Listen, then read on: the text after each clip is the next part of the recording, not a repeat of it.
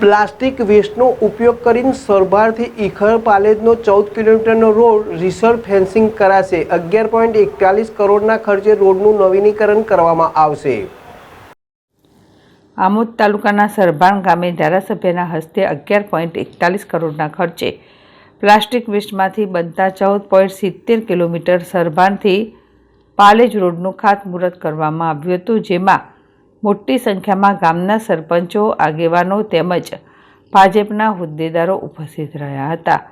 સરભાણથી પાલેજ જતા માર્ગે ઘણા સમયથી બિસ્માર હાલતમાં હતો, જે અંગે આસપાસના ગામ લોકોએ ધારાસભ્ય ડી.કે. સ્વામીની રજૂઆત કરી હતી।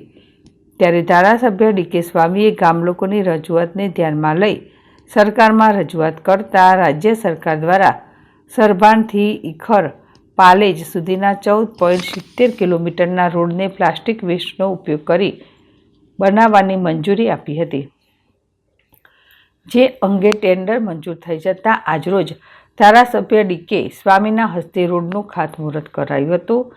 આ પ્રસંગે આમોદ તાલુકા ભાજપ પ્રમુખ દીપક ચૌહાણ, મહામંત્રી હિતેશ પટેલ, આમોદ શહેર ભાજપ પ્રમુખ મિથુન મોદી, આમોદ તાલુકા પંચાયતના ઉપપ્રમુખ વસંત પ્રજાપતિ, ઓચ્છણ ગામના આગેવાન કેતન પટેલ, અશોક પટેલ, વિજય ઠાકોર, જયેશ ઠાકોર, તાલુકા ભાજપના હોદ્દેદારો સહિત મોટી સંખ્યામાં આસપાસના ગામના સરપંચો, ગામના આગેવાનો, ભાજપના કાર્યકરો ઉપસ્થિત રહ્યા હતા।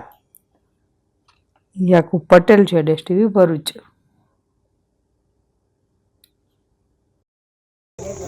આજ રોજ સરભાણ ઈખર રોડ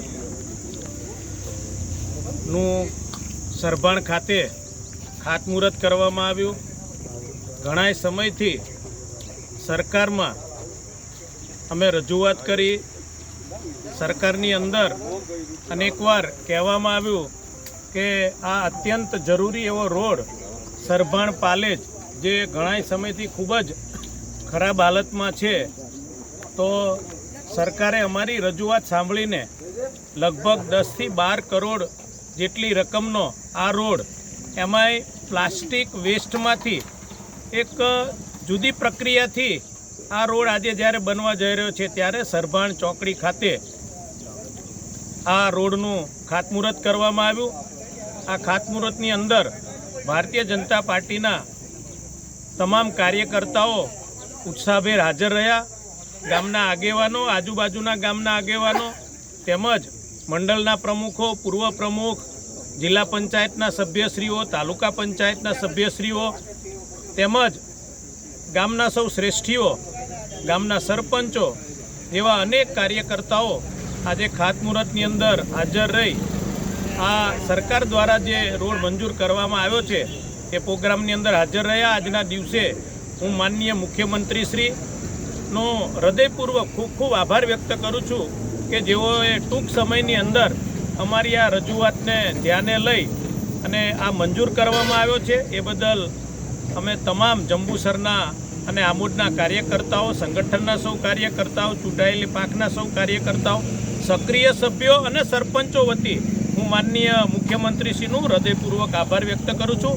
અને આ ટૂંક સમયની અંદર રોડ જલ્દી ને જલ્દી પૂર્ણ થાય, સારો બને, સારી ગુણવત્તાવાળો બને એવી સૌ કાર્યકર્તાઓ ધ્યાન રાખીને આ રોડ વહેલો ચાલુ થાય એવી અપેક્ષા છે।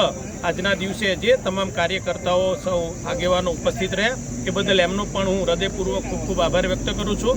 અસ્તુ, ધન્યવાદ। વંદે માતરમ। ભારત માતા કી